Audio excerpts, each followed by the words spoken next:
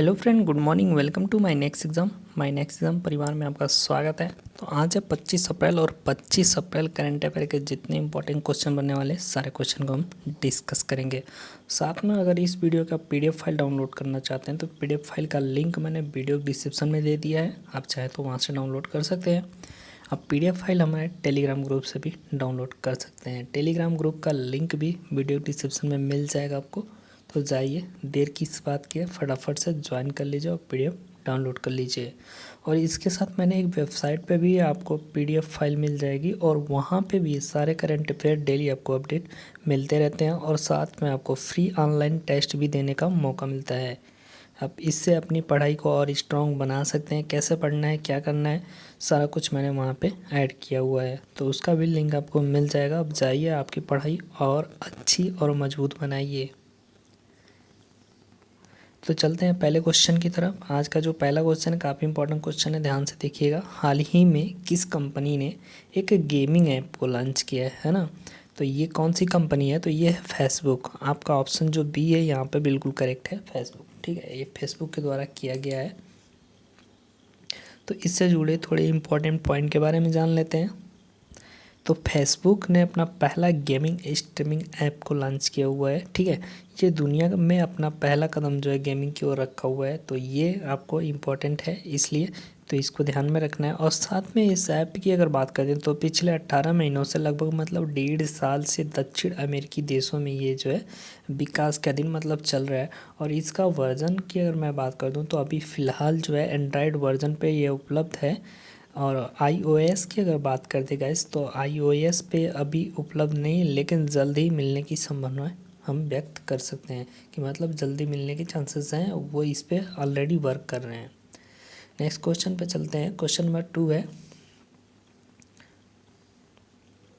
हाल ही में उरी लेवाइन, ठीक है, उरी लेवाइन किस कंपनी का स्वतंत्र निदेशक नियुक्त हुए हैं? ठीक है, इनका नाम है उरी लेवाइन, इनको याद रखना है आपको। किस कंपनी के बने हुए हैं? तो ऑप्शन ए देखिएगा यहाँ पे, इंफोसिस। ऑप्शन ए यहाँ पे करेक्ट हो जाता है, इंफोसिस कंपनी के ये जो है स्वतंत्र निदेशक के रूप में नियुक्त किए गए हैं। और इसकी इंपॉर्टेंट अगर पॉइंट की बात करते हैं यहाँ पे, तो इंफोसिस जो कंपनी है वो भारत में सबसे बड़ी आईटी क्षेत्र में अगर बात करें तो जो बड़ी बड़ी कंपनियां हैं आईटी क्षेत्र में उनमें से एक है। और इसका मुख्यालय की बात करते हैं बेंगलुरु के अंदर है। वर्तमान में इसके जो अध्यक्ष है वो है नंदन नीलेकानी जी हैं। और वर्तमान में अगर एमडी और जो सीईओ हैं इसके, उसके बात करें तो सलील पारेख जी हैं। ठीक है, तो काफ़ी इंपॉर्टेंट है, आप याद रखेंगे। नेक्स्ट क्वेश्चन पे चलते हैं, क्वेश्चन नंबर 3। तो अगला क्वेश्चन है, हाल ही में केंद्रीय स्वास्थ्य मंत्री ने किस कंपनी के साथ कोविड-19 एक आधिकारिक इंटरैक्टिव प्लेटफॉर्म को लॉन्च किया? ठीक है, कि जो हमारे केंद्रीय स्वास्थ्य मंत्री हैं वो किस कंपनी के साथ मिलकर के कोविड-19 का एक आधिकारिक इंटरैक्टिव प्लेटफॉर्म को लॉन्च किया, ये आपको बताना है। तो ऑप्शन यहाँ पे अगर मैं बात करूँ ऑप्शन की, तो आपका बी ऑप्शन देखिएगा यहाँ पर, ट्विटर। तो ट्विटर के साथ इन्होंने जो है मिल कर के ये किया हुआ है। तो और ट्विटर की अगर बात करते हैं तो ट्विटर एक आधिकारिक सोशल नेटवर्किंग वेबसाइट है, आपको पता होगा। इसके बाद बात करते हैं कोरोना वायरस से थोड़ी रिलेटेड, इसमें जो कोरोना वायरस की अपडेट के लिए ये ऐप को जो है मदद से किया जा रहा है। तो ये कोरोना वायरस महामारी से बचने के लिए ट्विटर सेवा के ज़रिए, ठीक है, सरकार जो है पूर्ण वायरस होगा, यहाँ पे थोड़ा सा ध्यान दीजिएगा, पूर्ण वायरस संक्रमण को कम करने हेतु लोगों को जागरूक बनाएगी पहली चीज़, और उनसे जुड़ सकेगी। ठीक है, जुड़ेगी तभी जागरूक भी करेगी, उनसे जानकारी प्राप्त करेगी कोरोना वायरस से रिलेटेड, और साथ में अगर ज़रूरत पड़ेगी तो उनको मदद भी आसानी से दी जा सकती है। इसके बाद बात करेंगे इस ट्विटर की स्थापना जो है वो 21 मार्च 2006 को हुई थी। मुख्यालय की बात करें कैलिफोर्निया में इसका मुख्यालय है। नेक्स्ट अगर बात करते हैं संस्थापक और जो इसको सीईओ हैं तो वो हैं जैक डॉर्से जी हैं। ठीक है, सीईओ। और ट्विटर एक आधिकारिक सोशल नेटवर्किंग प्लेटफॉर्म है, ये मैंने आपको बता दिया था। इसके बाद बात करते हैं गाइस क्वेश्चन नंबर 4 की, संजीवनी ओपीडी की शुरुआत यानी ई संजीवनी ओपीडी की शुरुआत किस राज्य में की गई है? तो ये की गई है हिमाचल प्रदेश में। ऑप्शन बी आपका यहाँ पे करेक्ट है। ठीक है, हिमाचल प्रदेश में की गई। अब हिमाचल प्रदेश से जुड़े इंपॉर्टेंट पॉइंट को जान लेते हैं। तो यहाँ पे इस पोर्टल की जो शुरुआत है हिमाचल प्रदेश के द्वारा गरीब और बीमार लोगों को निःशुल्क ऑनलाइन चिकित्सा परामर्श उपलब्ध कराने के लिए किया गया है। इसके बाद बात करते हैं राजधानी की, तो यहाँ की जो राजधानी वो है शिमला में। मुख्यमंत्री की बात करते हैं जयराम ठाकुर हैं। गवर्नर की बात करें बंडारू दत्ता हैं, ठीक है। इसके बाद बात करें गाइस उच्च न्यायालय के जो न्यायाधीश हैं, मुख्य न्यायाधीश, तो वो जो हैं ये हैं लिंगप्पा नारायण है, ठीक है। चलिए आगे की जानकारी में अगर बात करते हैं तो यहाँ पे लोकसभा की 4 सीटें हैं, कहाँ की, हिमाचल प्रदेश। और इसके बाद विधानसभा की 3 सीटें हैं, राज्यसभा की 3 है। विधानसभा की बात करते हैं यहाँ पे तो विधानसभा की 68 सीटें हैं, ठीक है। चलिए अगला क्वेश्चन है आपका, हाल ही में राष्ट्रीय पंचायती राज दिवस कब मनाया गया है? तो ये मनाया गया आपका 24 अप्रैल को, यानी कि ऑप्शन बी यहाँ पे आपका बिल्कुल करेक्ट है, ठीक है। 24 अप्रैल को मनाया गया है। तो अब अप्रैल माह के जितने इंपॉर्टेंट डेज हैं सारे को हम रिवाइज कर लेते हैं। तो 1 अप्रैल को मनाया गया था उत्कल दिवस, जो उड़ीसा राज्य में मनाया जाता है, ठीक है, इसको याद रखेंगे। 2 अप्रैल को मनाया गया विश्व ऑटिज्म जागरूकता दिवस। 3 अप्रैल की बात करें तो हिंदी रंगमंच दिवस के रूप में मनाया गया। 4 अप्रैल की बात करें खान जागरूकता हेतु अंतर्राष्ट्रीय दिवस मनाया गया, अंतर्राष्ट्रीय दिवस के रूप में मनाया गया है खान। अब खान क्या है, तो जो आपका माइन होता है ना, माइन यानी कि जैसे कोयले की खान या वगैरह वगैरह, तो ये जो खान वर्ड है उसके लिए यूज़ किया गया है कि यानी खान की जागरूकता हेतु अंतर्राष्ट्रीय दिवस के रूप में मनाया गया। इसके बाद बात करें 5 अप्रैल को, तो समता दिवस, यानी कि जो समानता होती है उससे संबंधित, ठीक है, तो वो दिवस मनाया गया। इसके बाद 7 अप्रैल की बात करें तो विश्व स्वास्थ्य दिवस, ठीक है, तो विश्व स्वास्थ्य दिवस मनाया गया है 7 अप्रैल को। इसके बाद बात करते हैं 10 अप्रैल की, तो 10 अप्रैल को मनाया गया विश्व होम्योपैथिक, देखिए स्वास्थ्य, इसके बाद विश्व होम्योपैथिक, ठीक है, इन दोनों को आप याद रखेंगे। इसके बाद बात करने गए 14 अप्रैल को, तो 14 अप्रैल को अम्बेडकर जयंती। अब अम्बेडकर जी कौन है आपको बताने की ज़रूरत नहीं है, फिर भी मैं बता देता हूँ, संविधान के जो रचयिता हैं वो अम्बेडकर जी हैं, ठीक है, तो बाबा साहेब अम्बेडकर जी, इसको आप याद रखेंगे। इसके बाद 16 अप्रैल को भारतीय रेल परिवहन दिवस के रूप में मनाया गया। ये भी काफ़ी इंपॉर्टेंट पॉइंट है, अगर आपसे क्वेश्चन पूछा जाए, जैसे रेलवे की एग्ज़ाम है उसमें पूछा जा सकता है कि रेलवे परिवहन दिवस कब मनाया गया, तो आप आसानी से बता सकते हैं। इसके बाद बात करते हैं 17 अप्रैल को, तो विश्व हीमोफीलिया दिवस के रूप में मनाया गया है। तो इसके लिए हीमोफीलिया जो होती है उससे बचने के लिए, यानी कि जागरूकता फैलाने के लिए ही कोई भी दिवस मनाया जाता है। अगर उससे संबंधित है, जिससे कोई भी बीमारी संबंधित है, तो उस बीमारी को रोकने हेतु तो जागरूकता फैलाने हेतु तो इसीलिए मनाया जाता है। इसके बाद 18 अप्रैल की बात करें विश्व विरासत दिवस के रूप में मनाया गया है। 19 अप्रैल की बात करते हैं तो विश्व यकृत दिवस यानी कि लीवर दिवस के रूप में मनाया गया है। इसके बाद 21 अप्रैल की बात करें नेशनल सिविल सेवा दिवस, ठीक है, ये मनाया गया है नेशनल सिविल सेवा दिवस। इसके बाद बात करते हैं 22 अप्रैल की, तो पृथ्वी दिवस, ठीक है, अर्थ डे जो है वो मनाया गया था 22 अप्रैल को। 23 अप्रैल को मनाया गया विश्व पुस्तक दिवस। अगर बात करें 24 अप्रैल की, तो 24 अप्रैल की मैंने आपको डिस्कस कर दी है, फिर भी आपको बताने की ज़रूरत नहीं पड़ती, अगर पड़ती तो आप PDF फाइल डाउनलोड कर लीजिए, ठीक है, वहाँ से आपको मिल जाएगा। इसके बाद बात करते हैं गाइस अगले क्वेश्चन की, तो माई बुक माई फ्रेंड, ठीक है, एक अभियान है, इसकी शुरुआत किसके द्वारा की गई और क्यों? तो ये की गई है गाइस MHRD के द्वारा की गई है, ठीक है। अब MHRD के द्वारा की गई है तो इससे जुड़े जो इम्पोर्टेंट पॉइंट है उसको जान लीजिए थोड़ा सा। तो यहाँ पे अगर बात करते हैं MHRD, तो ये लॉकडाउन में सभी स्टूडेंट की जो पढ़ाई है ना वो जो है बाधित ना हो पाए, इसके लिए इंटरेस्टिंग मतलब बनाने के लिए इन्होंने ये कहा है कि आप अपनी पढ़ाई के बुक के अलावा जिसमें आपका इंटरेस्ट है, मतलब जो आपके इंजॉय, जैसे कोई ऐसी कहानियाँ हो या जिस तरीके का आप स्टडी और भी करते हैं जो आपको मनोरंजन के तौर पे होती है, यानी कि आपके दिमाग को विकसित करती है और आपका ध्यान केंद्रित करती है, तो ऐसी चीज़ों को भी पढ़ने के लिए इन्होंने कहा है, ठीक है, MHRD के द्वारा कहा गया है। और इसके लिए इन्होंने प्रोत्साहन देने के लिए, जिससे आपकी पढ़ाई बाधित ना हो, इसके लिए जो है लॉकडाउन में इस चीज़ को, जो माई बुक माई फ्रेंड है, उसको इन्होंने लॉन्च किया है, ठीक है, तो आप समझ में आ गया होगा। इसके बाद बात करते हैं गाइस यहाँ पे 7वां क्वेश्चन की, तो यहाँ पे अगर बात करते हैं तो हाल ही में किस कंपनी ने रिलायंस जियो में जो है 43,574 करोड़ रुपए का निवेश किया हुआ है, तो इसके और ये लगभग जो है इसका कुल अमाउंट का 9 यानी कि 10%, तो मैंने एक दिन आपको डिस्कस किया हुआ था, वो आपको मिल जाएगा वेबसाइट पे। तो वहाँ पे मैंने डिस्कस किया हुआ था और बताया था अच्छे से कि कोई भी जब कंपनी 10% से ज़्यादा जो है विदेशी कंपनी अगर भारत में निवेश करेगी तब क्या होगा, और कम करेगी तो उसको क्या कहा जाएगा।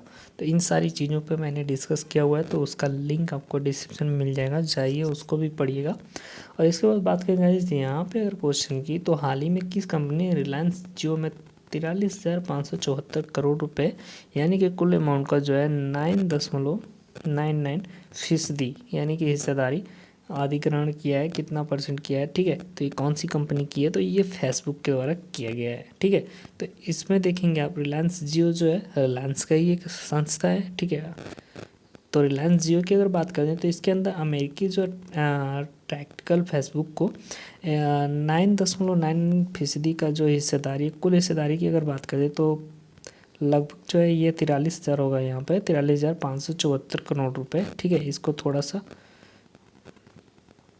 करोड़ रुपए यहाँ पे इसने में बेची है। इसके बाद बात करें गाइस, तो ये जो हिस्सेदारी है ना, हालांकि इस हिस्सेदारी से फेसबुक रिलायंस जियो में इन्वेस्ट करने के बाद रिलायंस जो जियो है, ठीक है, ये फेसबुक को दुनिया का सबसे बड़ा अल्पसंख्यक शेयर धारक भी बना देगा, ये आपको याद रखना है। इसके बाद बात करिएगा इस यहाँ पे अगला क्वेश्चन आता है, question number 8, Indian council of medical research, ठीक है, इसकी घोषणा हुई है। यानी इस घोषणा के अनुसार पुल टेस्टिंग को केवल उन क्षेत्रों में किए जाएंगे जहाँ पे कोविड-19 का प्रचलन कितना प्रतिशत से कम है, ठीक है।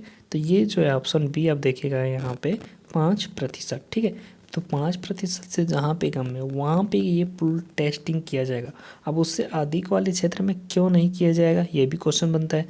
तो उससे अधिक अगर वाले क्षेत्रों में करेंगे तो यहाँ पे क्या होगा कि जैसे उनके ऊपर जो भार है ना, लोड है, वो बढ़ जाएगा, जिससे जो डाटा होता है ना, जो स्पेसिफिक डाटा होता है, तो वो शुद्ध नहीं हो पाएगा, ठीक है। तो जितने हम कम में करेंगे तो उतना अधिक कोई भी चीज़ में, जैसे आप देखते हैं कि कोई चीज़ 100 लोगों के बीच किया जाए और कोई चीज़ 5 लोगों के बीच किया जाए, तो जहाँ 5 होगा जहाँ 100 होगा, तो 5 वाले में ज़्यादा आपको जो है शुद्ध मिलेगा, ठीक है।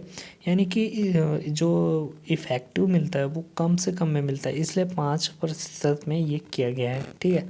तो आप समझ जाएंगे यहाँ से। तो इम्पोर्टेंट जो पॉइंट है मैंने बता दिया। ICMR ने जो बताया वो 5% से कम कोविड-19 प्रचलन वाले क्षेत्रों में पुल टेस्टिंग की जो है सिफारिश की है। हालांकि उनका ये भी कहना है कि अगर ये पुल टेस्टिंग जो है 5% से अधिक वाले क्षेत्रों में किया जाएगा तो क्या होगा कि थोड़ा सा यहाँ पे एरर है, तो उसको छोड़ दीजिएगा आप। तो यहाँ पे जो मैंने बताया कि जो रचना, देखिए, सकारात्मक नमूने गायब हो सकते हैं, यही चीज़ मैंने आपको बताया कि जो इफेक्टिव चीज़ें होती हैं वो गायब हो जाती हैं, तो इसको आप ध्यान में रखेंगे, ठीक है।